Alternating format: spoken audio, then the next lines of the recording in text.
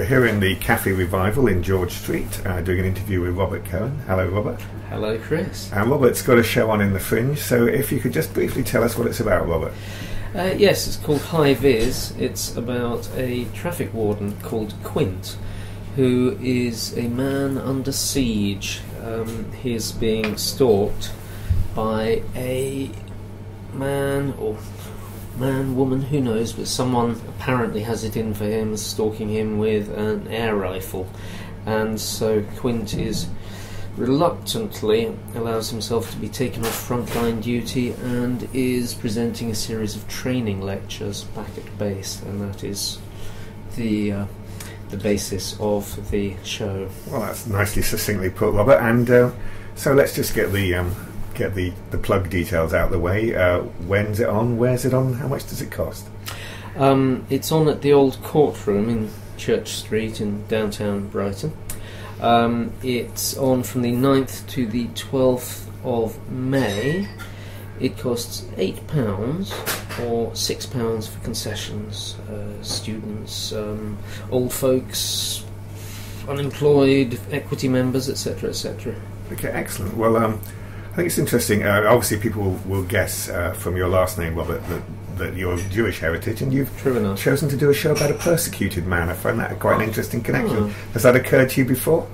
No, not really. But then,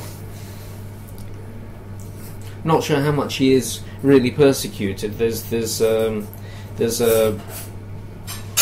issue going through the show which is about whether or not it is specifically him that's being stalked, or whether it's just that he's a traffic warden, someone's got it in for traffic wardens. It wasn't pointed out to me the other day that certainly I have a tendency to go for unpopular characters in my choice of subject matter, because of course my previous show was about a guy called Harvey Matuso, who was a McCarthyite supergrass. So he managed to, by first being a supergrass for the forces of McCarthyism, and then going on record as saying that he'd made it all up, he basically managed to alienate pretty much the whole of political opinion in America across the spectrum. Now I'm doing...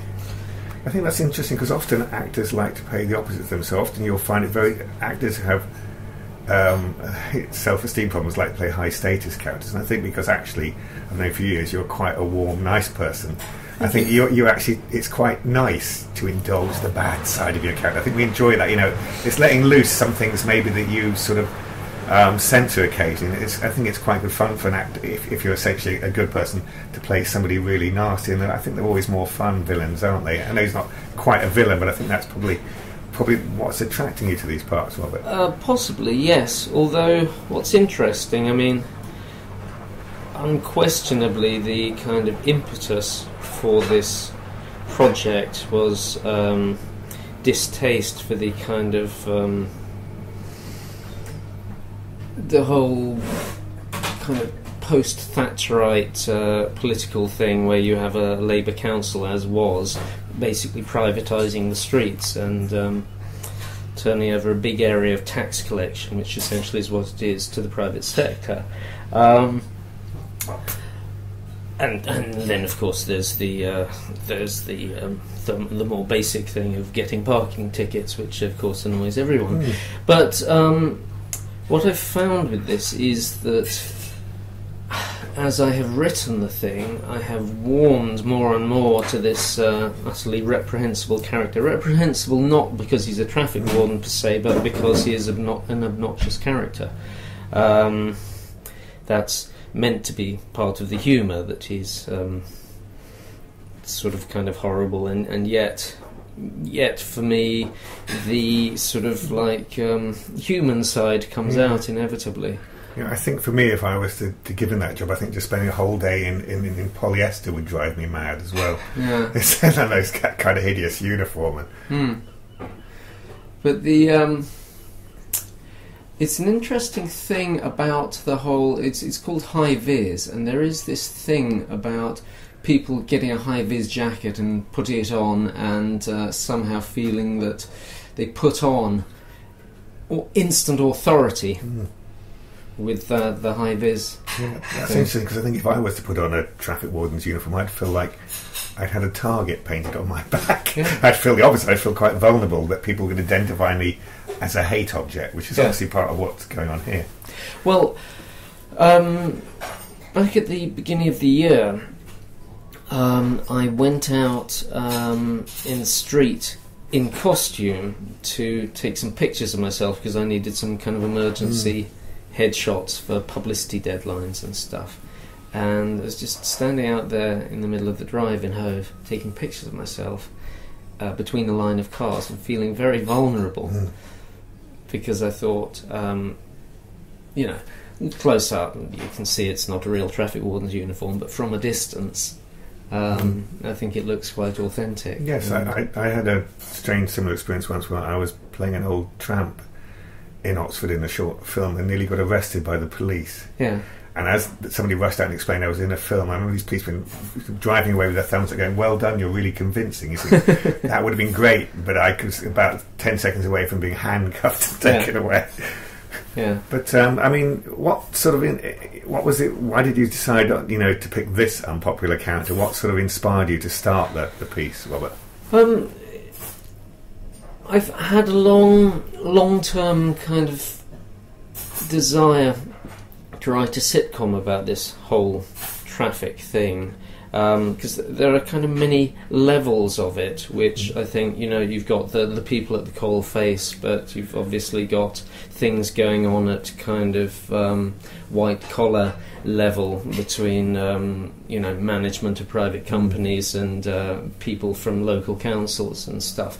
I think there would be an element of kind of Prime Minister about it. I've been thinking for years of doing such a thing, and didn't quite get round to it. But then some friends were planning to do an online comedy project based around the idea of vlogging, blogging, video logging. Yes. Not everyone is familiar with this idea, but it's sort of like basically going on a webcam and vlogging, not flogging. Okay, Eh? just to be clear that you're talking about vlogging, not flogging. Yeah. Sorry, I'm just making Yeah. a stupid joke. Yes. Carry on.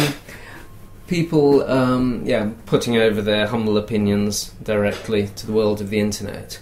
And I was asked if I would like to develop a character for this thing, and I thought about my traffic project, and one of the few characters that I had thought about was a guy called Quint. Which I don't know if I said that's the name of the character in this show. And so I developed this character for a series of monologues for this online project, which is actually called the Vlog Roll, which is currently in post-production, should be hopefully make its way onto the internet soon. And then I decided that I wanted to do Quint, a stage show about him. Well, I think it's quite a nice point there to you've given us some nice little tasters and enough to sort of interest us and intrigue us a little bit. So I think that's good not to give out too much information on these things. Fair enough. So we're just going to finish off the interview. So what I'd like to do, just finish off again with the details of where it is, when it is, and how much it costs. And then we'll have that top and tailing, which will be nice for you, Robert. So just finish off with that. That'd be great. Yes, it's called High Vis. It's at the Old Courtroom in Church Street, Brighton. It costs £8 or £6 concessions from the 9th to the 12th of May, and at 9 p.m, I should say. And you can book tickets at www.oldcourtroomproductions.com. Okay, and at that point we'll end the interview there and say thank you.